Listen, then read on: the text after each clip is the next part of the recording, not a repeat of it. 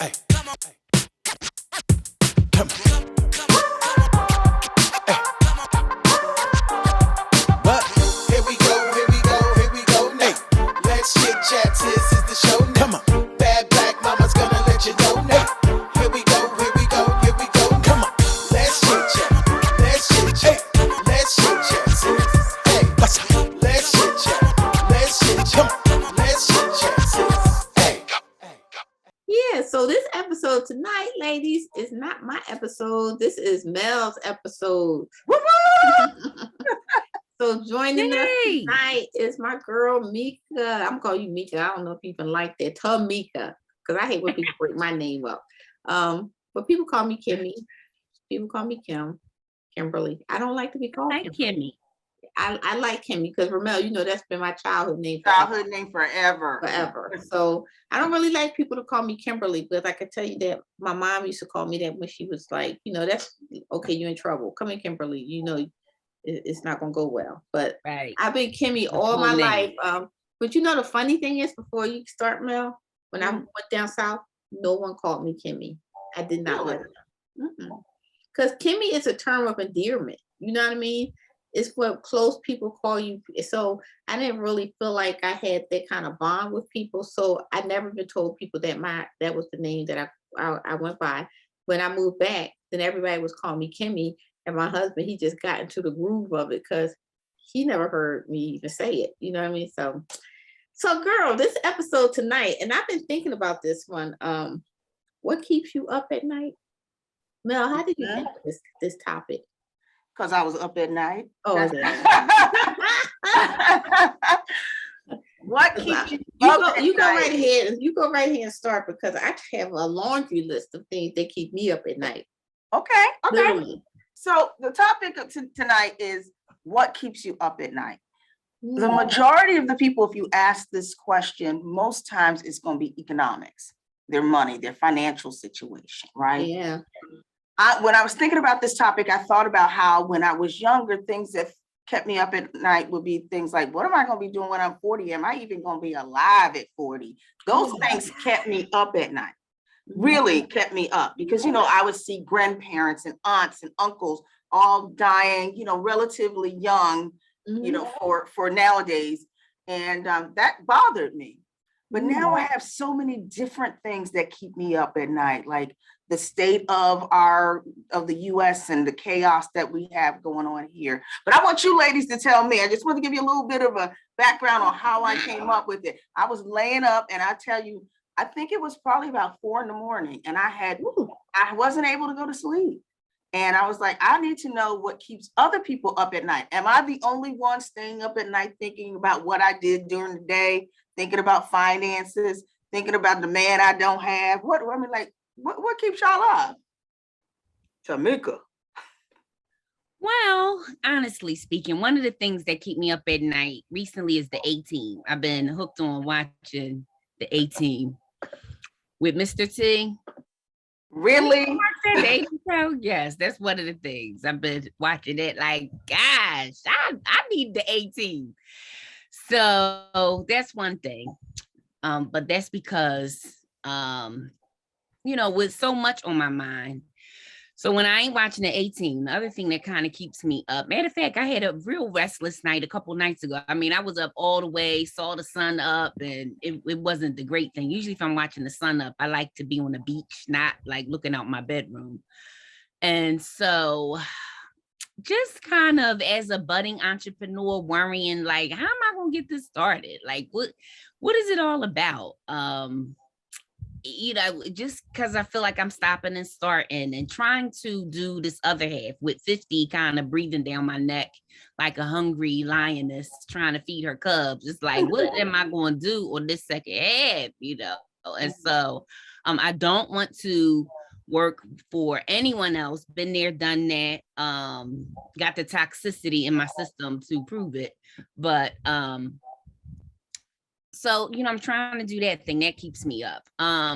Recently my nephew passed away. And so he was young, 20 was sudden. So just doing that process, that's been keeping me up at night. And definitely because I'm a night owl, you see the news. So when you see all just the violence and social injustice and those sort of things, that keeps me up at night wondering, how are we going to come to a resolution? The election's coming up, these politicking politicians, and what do they really want to do? Like when is it, when are we going to kind of overcome, so to speak? And so all of that kind of keeps me up.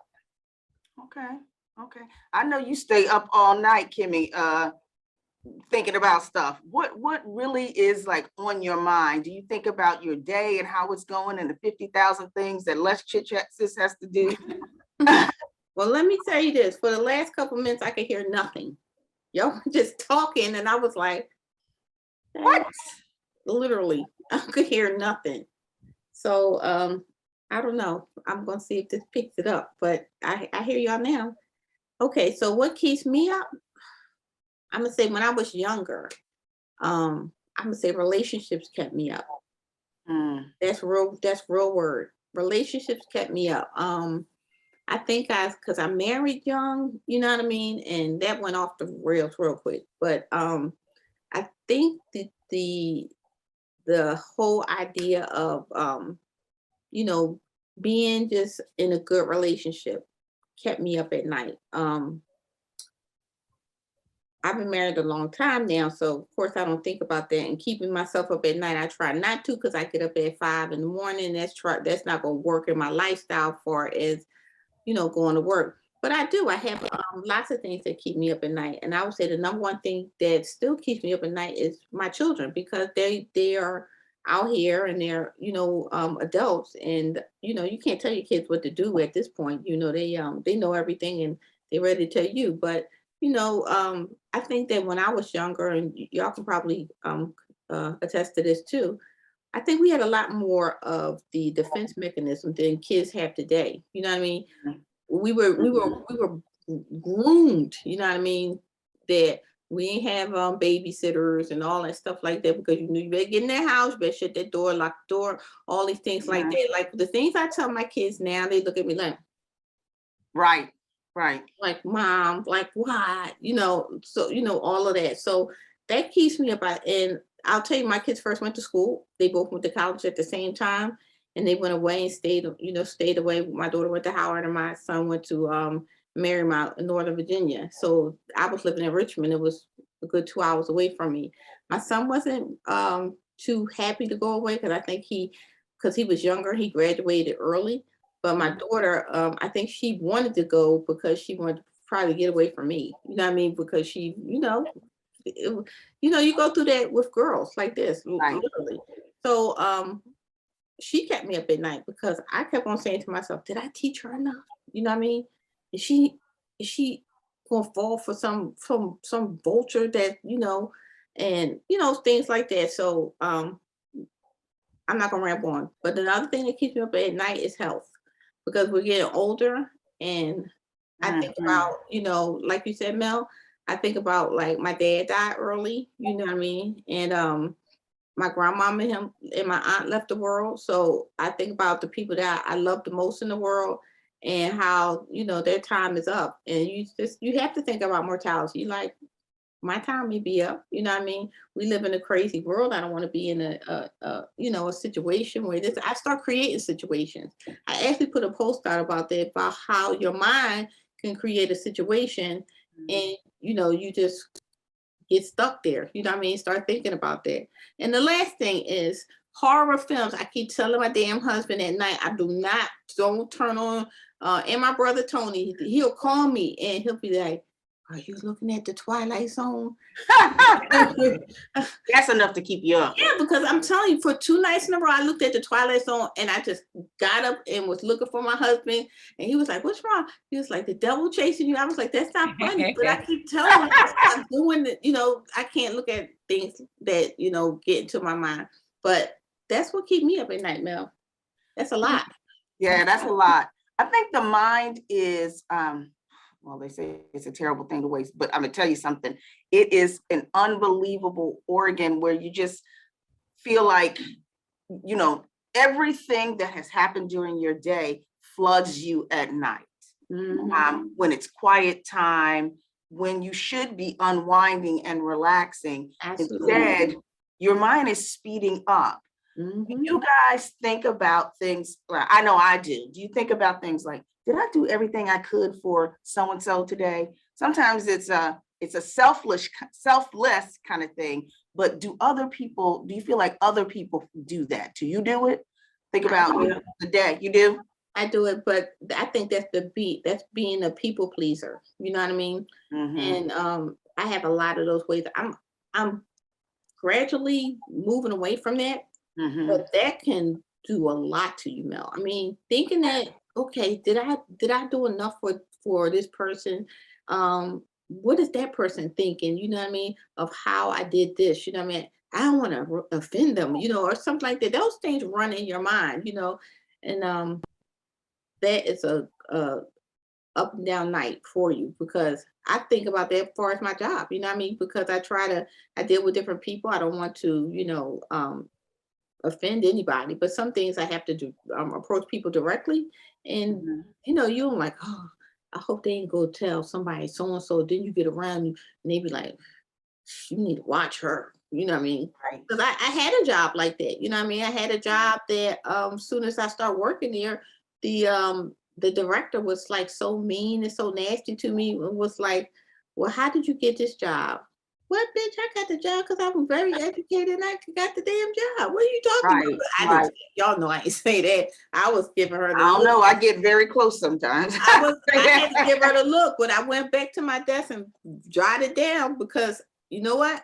I knew that it was going to be a series of stuff that happened behind that. You know what I mean? So I used to have to drive like an hour and a half to work. And so if I'm not getting any sleep and I would go into work, and then I got anxiety about being in the work, you know, the situation where the director, I ain't even talking about your direct boss, your director is blatantly letting you know, I don't really like you. You see what I'm saying? And one day, this is a real funny thing, and then y'all can go on.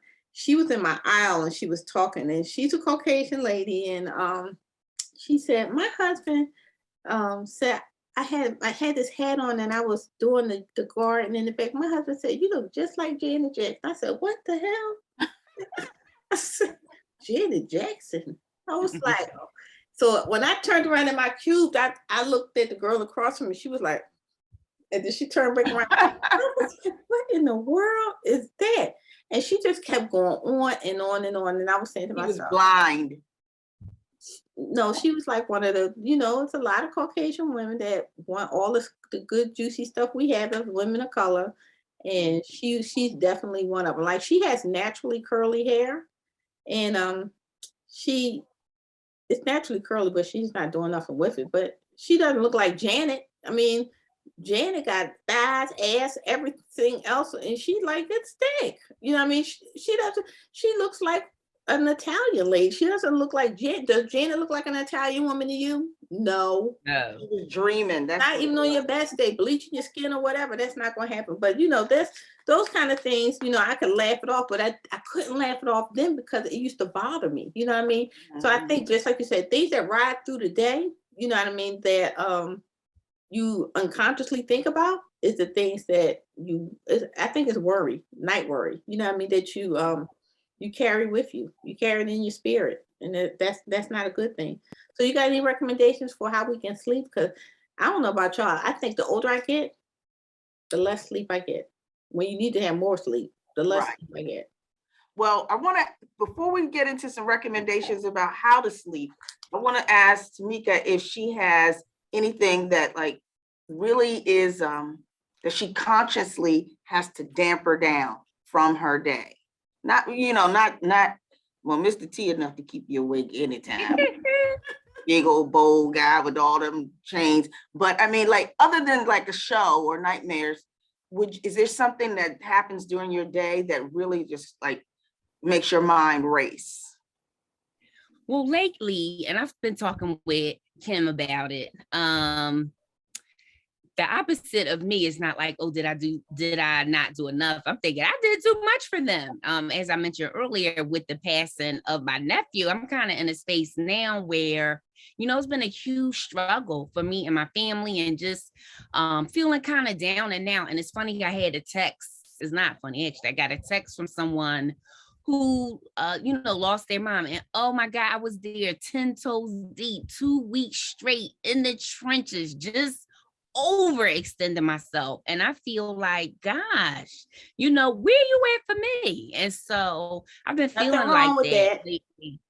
And I just feel like, during this time, where's the people, checking in, and just, it gets dark, it gets sad. And I've been replaying the tapes of how I just overextended and did so much. And it's having me say, I got to learn to pull back, do from your heart. Yes. And yeah, you don't do to give, but there is a part of me that feels like, people have a very short memory, and it's that, oh, let me know if you need anything. And it's like, take the burden off of me. I'm already burdened. Like, there's something you can do. I have opened up my home to so many dinners, and I'm thinking, gosh, nobody can say, well, come over tonight for dinner, or, hey, let's go to lunch. And so I've just been kind of feeling alone lately. So I've been up just kind of, and Kimmy has been helping me kind of release the expectation from people. And I'm like,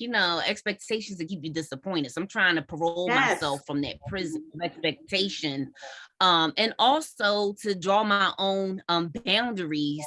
Because I think it's like, well, if I do this, I would want somebody to do this for me. And I think, I get resentful. It's like, oh God, I really didn't have that to give, but oh my gosh, this was such a sad moment. So I got to learn to just kind of put myself first, do what I can, and do it without expectation, because that's been really bothering me lately. Just, of course, the funeral is 500 people there. Then now, 2 weeks after, the repast, you throw a beach ball and you don't hit 2 people. And it's just really been kind of bothering me lately. And that's just not for me. That's for my sister. That's for my mom. He was our one and only. And it just bothers me, people who say they care. And my thing is, don't send up a prayer. Be somebody answer prayer. Show up. Where you at? And I just don't feel like we are there enough for people when they going through, you coming to a funeral, you and 499 other people, but it's afterwards. I just feel like we leave people hanging a lot. So I'm left, with all those thoughts and the shoulda, woulda, couldas, and the 5 stages. And so for me, I've just been wrestling with trying to, release people from my prison of expectation, parole them and myself, and just, That's a good one. Mm-hmm. And you know what, Tamika, you will you're just firstly in the grieving stage. You see what I'm saying? And I think that let me tell you, I can tell you, because I'm a prime example. That beginning grieving stage, when all of the circumstance and pomp of funerals and people seeming so supportive is gone, and you just left to your own thoughts, and you just wonder, where are these people at? You know what I mean? It make you cry at night, because you want to have somebody to say, I want to talk a little bit more about my nephew. I want to talk a little bit more about the loved one.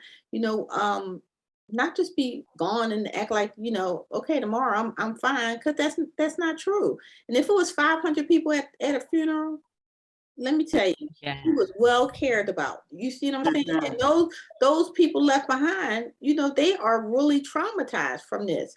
I just say this, I'm your supportive sister. Everybody on this porch is supportive.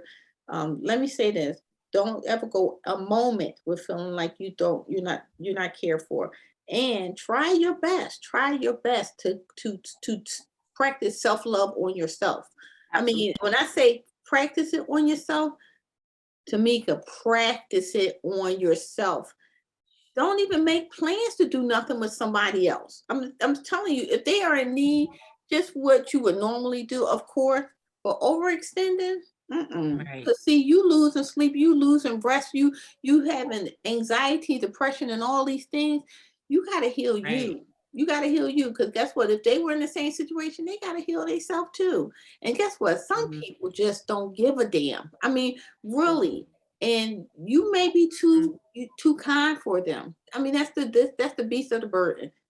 Too kind for somebody who just maybe they don't even know how to relate. You see what I'm saying? Maybe they don't know what to say. But to free yourself of this, you keep going through the stages of grief. You see what I'm saying? Focusing on you.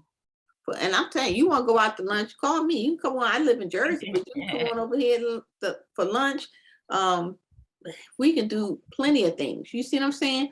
But I'm just hoping that you get out this phase where you feel alone, because you are not alone. Sorry, I became the therapist on the porch, but you are not alone. I know you want to say something, Mel, because you look like you want to say something. I do. I love everything that she said. I mean, the 5 stages of grief are real.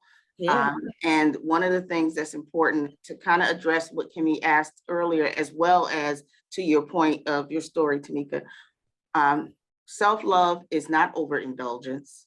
You must practice self-love at this time.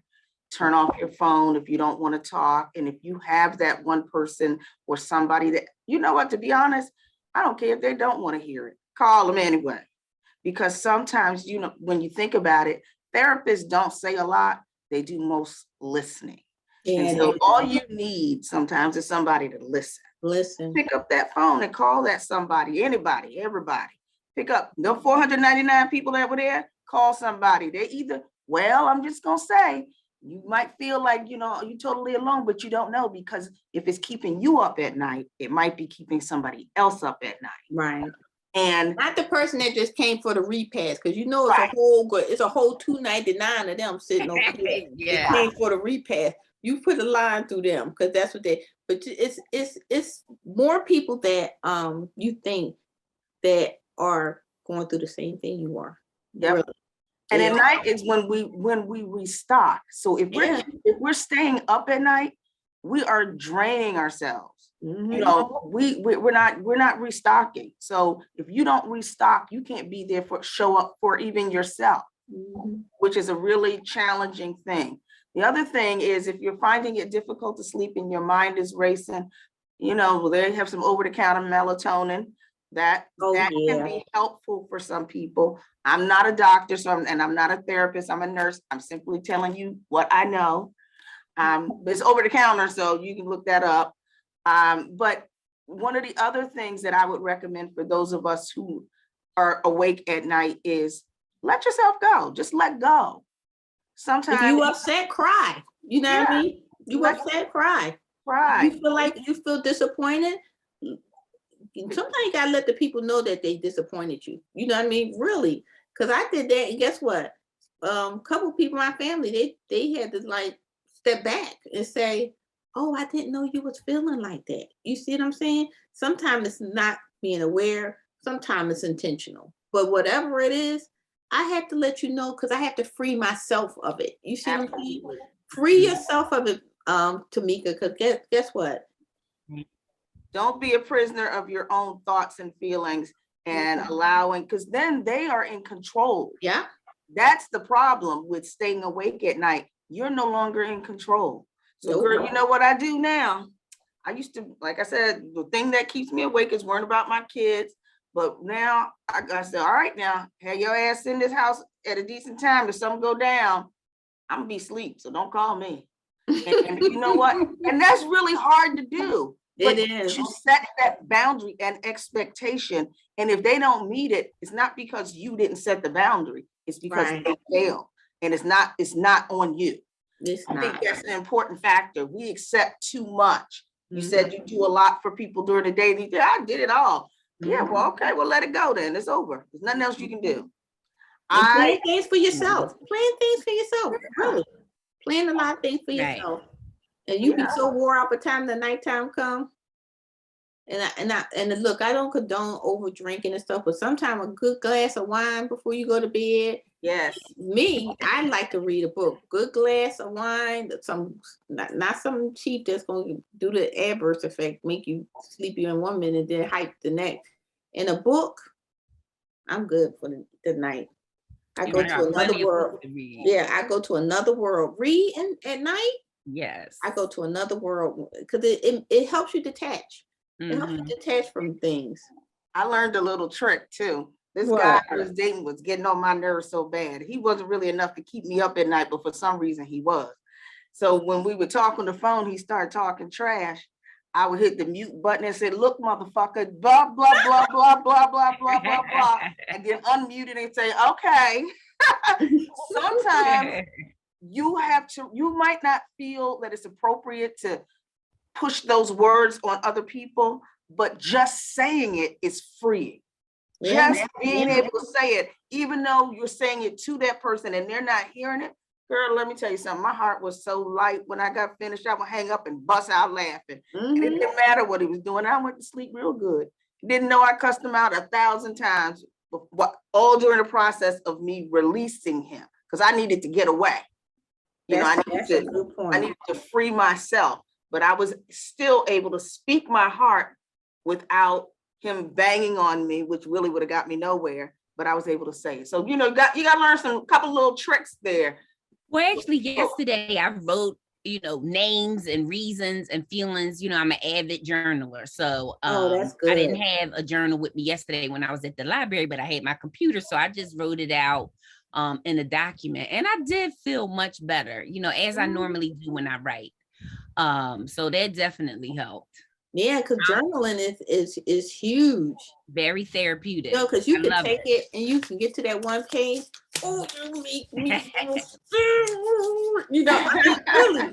I have a journal. I've been journaling for probably when my children were little. And sometimes I go back and read.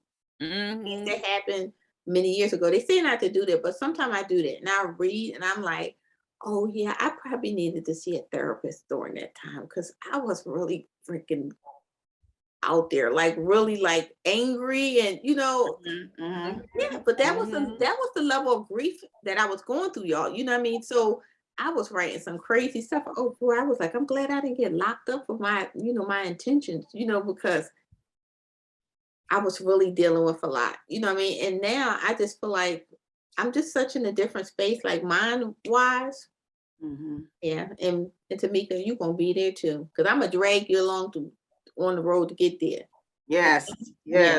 I'm gonna drag Let's pull her on. Let's pull her on. So this was great, Kimmy. Thanks for putting this up for us because I really do like talking about what people feel on the inside because we so often, especially with social media, we so often show everything we have and how we're living, but we really don't talk about once we turn that camera off, what am I really thinking when I lay down by myself or with a man? The good things we like to show. Well, I know but let me not say that. If you go to TikTok, then that's just anything, that's just an open season for all kind of craziness. But mostly people, what they do, they show the good things, you know what I mean? Right. And I know people who are content creators and what they show is not what's going on. You know what I mean? Right. So I think that's why we're here on the porch. I think this was a great episode, a hot topic, because a lot of people don't discuss the things that intimately wear them down. You know what I mean? They don't talk about things that make them vulnerable. That's huge. And Mel, we talk about a lot of things that make you vulnerable. And we talk about crazy stuff too, but we talk about a lot of things that make you vulnerable. And I think this is a topic that a lot of people are going to be able to relate to, because my brother even asked me today, he was like, so what are y'all doing? What y'all talk about today? I said, it's not X-rated.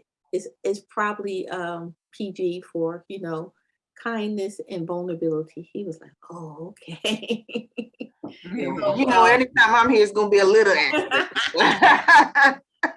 Tamika, the more you come, you'll see who is who on the porch, and everybody bring their own special spice to it. That's what makes it makes it a really great group to be with. So anything else, Mel? Yeah, I'd like to say that what I would like to keep me up, because we didn't talk about that. What I would like to keep me up at night is somebody just pounding me through this 14-inch mattress. I would love that. That would be a happy up at night. But yeah, we gotta do an episode on that. What does keep you up at night? what in you a want. good way. Keep your Okay, because I be looking at Mr. T like, I didn't know Mr. T. I was young. I'm looking at him there like, Are you looking at him like he's fine? I'm not doing T. that. Really? Y'all funny. Okay, girl, we gotta talk. I think it's time to change them glasses, girl. Mr. T is not fine, is he? Back then he was. He Back was in the day. something, Back in the Clay. day. Yeah, back in the day, he 85. was. He was. I mean, Make me watch yeah. 18 He's not like again. that Child, now. you, I mean, you better catch it on Me TV. I'm trying to tell you, back in 85, he was tough. He ain't play. He was throwing people in the air. He was pop, pop, pop, pop. That's the kind of man you want when stuff pop off. Hey, fool. I was like, tell him, T. Tell him. Oh, girl. I did not better know tune that. 6 6 well, o'clock. You better tune I would in, agree child. with her. Like Sylvester Stallone back in the day, I thought he was so fine. And except for Rocky 1, he was kind of, a little shrubby. But from the Rocky 2s on, except when he got to 4, things went downhill. Too much pulling of the skin in the face. Now you can see, okay, yeah, things are not great. But not you want a giant man. That's Mohawk and all, child. I'm telling you. I'm be like, oh God, that's a good one. You have to think of an episode. Well, to piggyback off of this episode. Yeah, I got one already. I'm thinking in my head. Oh my God, It's gonna be there. but this was a really good episode. Thank you, Mel, and thank you for doing a wonderful job leading this episode because it was really thanks, good. Mel. It was really Always good. my pleasure and fun to talk with you guys. Yeah, I love this episode. So next week, you guys join us back on the porch on Wednesday when we drop a new episode. This is season 4, and I'm your girl Kimmy. Joining me on the porch tonight is Ramel. Tamika. Everyone have a wonderful week on purpose. Peace. Bye.